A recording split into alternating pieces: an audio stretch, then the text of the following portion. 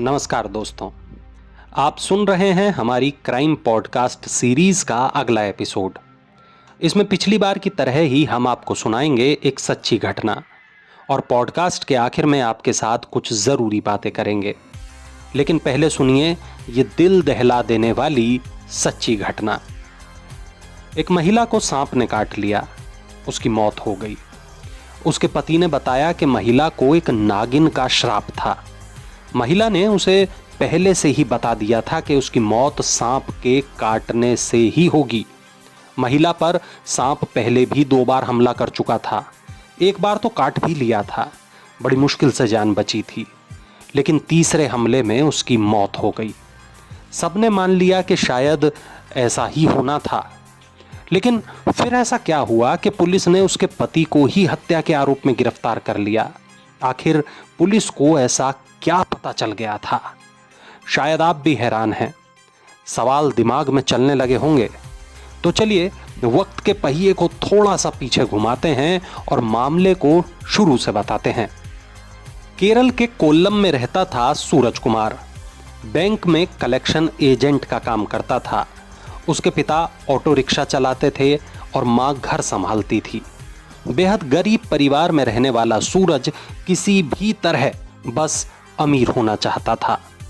ऐसे में उसे मिला एक मैट्रिमोनियल एजेंट, यानी शादी कराने वाला बिचौलिया। उसने सूरज को एक लड़की के बारे में बताया। उसका नाम था उत्तरा।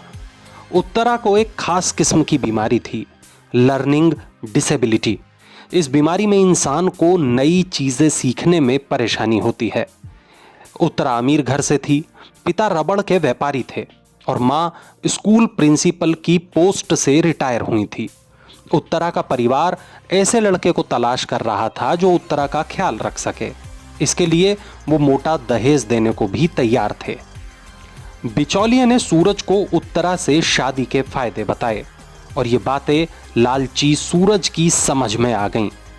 उसने पैसों के चक्कर में उत्तरा से शादी कर ली और जैसा तय था उसे इसके लिए भारी भरकम दहेज भी मिला। शादी की तारीख थी 25 मार्च 2018। सूरज 28 साल का था और उत्तरा 25 साल की।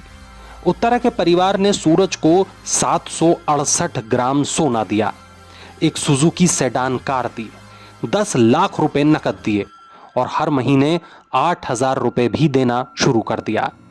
दरअसल उत्तरा के परिवार ने उत्तरा की देखभाल के लिए ही सूरज को हर महीने 8,000 रुपए देना शुरू किया था। सूरज ने पैसों के लिए, गाड़ी के लिए, सोने के जेवरों के लिए उत्तरा से शादी तो कर ली, लेकिन उसे दिल से कभी अपना नहीं पाया। जबकि ऐसा नहीं था कि उत्तरा अपना काम ना कर पाती हो, वो अपने सारे काम कर लेती थी। और ऐसा भी नहीं था कि सूरज और उत्तरा के बीच संबंध ना हो, क्योंकि दोनों का एक बच्चा भी था। 2019 में ही, यानी शादी के साल भर में ही उत्तरा ने एक बेटे को जन्म दिया था। माँ बाप, पत्नी, बच्चा, भरा पूरा परिवार होने के बाद भी सूरज खुश नहीं था। वो अपनी पत्नी उत्तरा से खुश नहीं था। उसे रिश्ते में घुटन हो रही थी। वो अलग होना चाहता था, किसी और से शादी करना चाहता था, लेकिन ऐसा होते ही पैसे मिलने बंद हो जाते। सोना और कार भी उत्तरा के साथ ही चला जाता। अब ऐसे में सूरज के दिमाग में एक आइडिया आया, खतरनाक आइडिया। एक आइडिया उत्तरा के कत्ल का। लेकिन यह काम आसान नहीं था। फंसने का खतरा था, जेल जाने का डर था, लेकिन लालच इंसान से कुछ भी करा सकता है। सूरज इंटरनेट पर हत्या के तरीके तलाशने लगा। यूट्यूब पर ऐसे वीडियो देखने लगा जिनसे उसे हत्या के लिए कोई सटीक आइडिया मिल जाए। फिर अचानक उसे एक वीडियो दिखा। इसमें एक खतरनाक सांप, रसेल वाइपर के बारे में बताया गया था।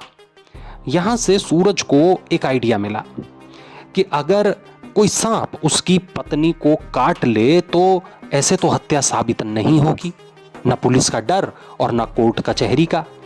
वैसे भी केरल में सांप के काटने के मामले अक्सर सामने आते हैं और भारत में हर साल 60,000 लोगों की मौत सांप के काटने से होती है। अब सूरज ने सांपों के बारे में पढ़ना शुरू किया, इंटरनेट खंगालना शुरू किया, वीडियो देखना शुरू किया, सांपों से जुड़ी जानकारियां जुटाईं, पता किया कि सांपों को कैसे काबू में करना है, उनसे कैसे बचना है, किस सांप में कितना जहर होता है। इसके बाद उसने सपेरों से मिलना शुरू किया, सांप के दाम पता किए और फिर उसे एक ऐसा सपेरा मिल गया जो सूरज को सांप बेचने के लिए तैयार हो गया। इस सपेरे का नाम था सुरेश। सूरज ने सुरेश से रसेल वाइपर 10,000 में खरीदा। एक प्लास्टिक के कंटेनर में उसने सांप को रखा और घर ले गया। साल 2020 की फरवरी का महीना था।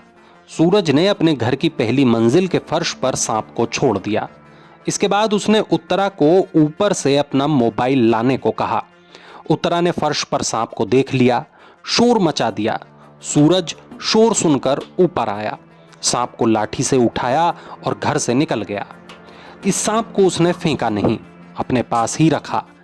2 मार्च को सूरज ने अपनी पत्नी के हलवे में नशीली दवा मिला दी। उत्तरा नशे में बेहोशों की तरह सो गई। अब सूरज ने फिर से सांप को बेडरूम में छोड़ दिया। इस बार सांप ने उत्तरा पर हमला कर दिया। उत्तरा दर्द से चिल्लाते हुए उठी। सूरज भी दौड़कर आया और सांप को लाठी से उठाकर बाहर फेंक दिया। सूरज ने सोचा कि काम बन गया।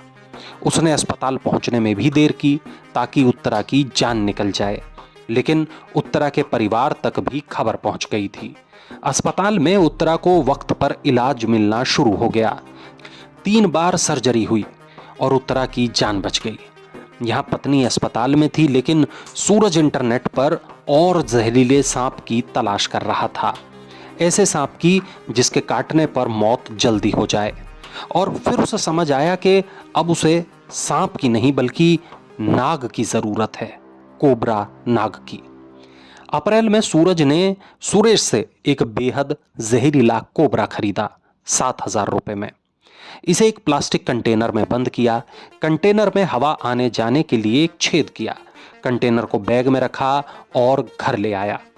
13 दिन के बाद वो अपनी ससुराल पहुंचा, जहां अस्पताल से निकलने के बाद उसकी पत्नी भी पहुंच चुकी थी। वो 52 दिन अस्पताल में भर्ती रही थी, पति से दूर। वो पति के आने से खुश थी, लेकिन उसे क्या पता था कि पति एक बार फिर उसकी मौत के लिए सामान लेकर आया है। 6 मई की रात सूरज ने उत्तरा को एक गिलास जूस दिया। इस जूस में उसने बेहोशी की दवा मिलाई थी। उत्तरा बेहोश हो गई। अब सूरज ने अपने बैग से कंटेनर निकाला और 5 फीट लंबे कोबरा को अपनी पत्नी पर गिरा दिया, लेकिन कोबरा ने उत्तरा पर हमला नहीं किया। वो भागने लगा। सूरज ने भागते हुए नाग को फिर से उठाया और फिर से उत्तरा पर फेंक दिया। इस बार भी कोबरा ने उत्तरा को नहीं काटा। अब सूरज को गुस्सा आने लगा था। उसने कोबरा को गर्दन से पकड़ लिया और उत्तरा के बाएं हाथ की तरफ ले गया। कोबरा भी गुस्से में आ चुका था। उसने उत्तरा को काट लिया। इसके बाद सूरज ने एक शेल्फ में कोबरा को बंद कर दिया।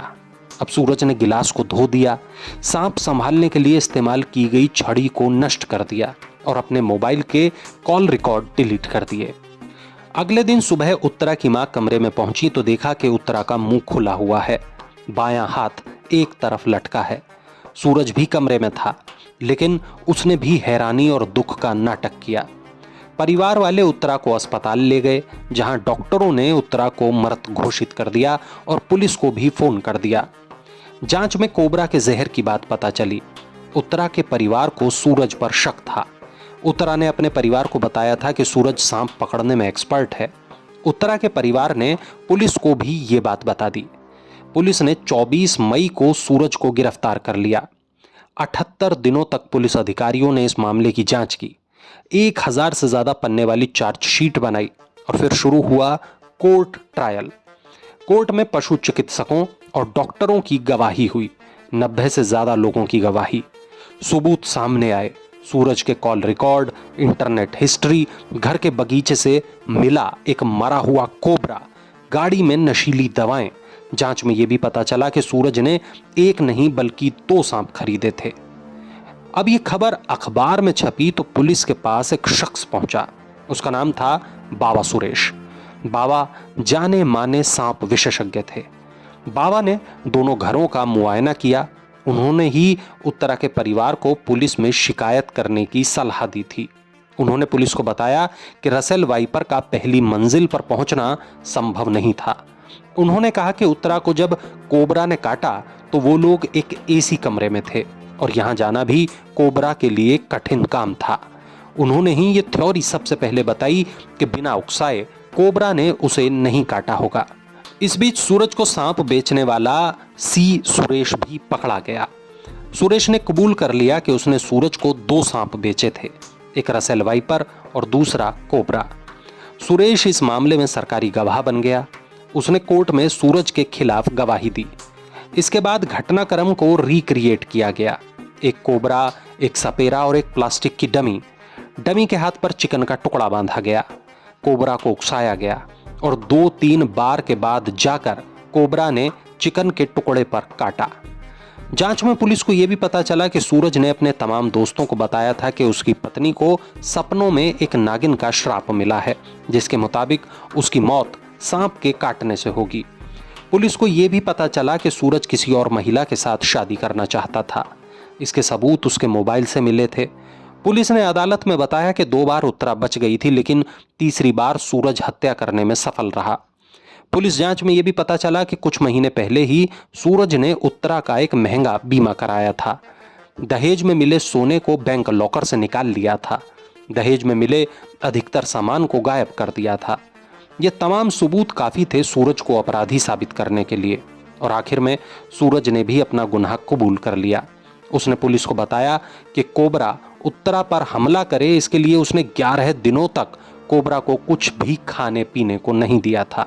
इसके बाद भी कोबरा ने उत्तरा को 2 बार तो काटा ही नहीं। आखिरकार उसे जबरन कोबरा से उत्तरा को डसवाना पड़ा। तमाम बातें सुनने के बाद न्यायाधीश एम मनोज ने इस केस पर टिप्पणी करते हुए कहा कि ये जघन्य हत्या का मामला है।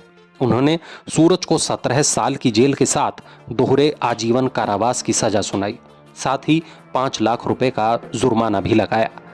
अब सूरज जेल में है और उसका बेटा अपने नाना नानी के पास।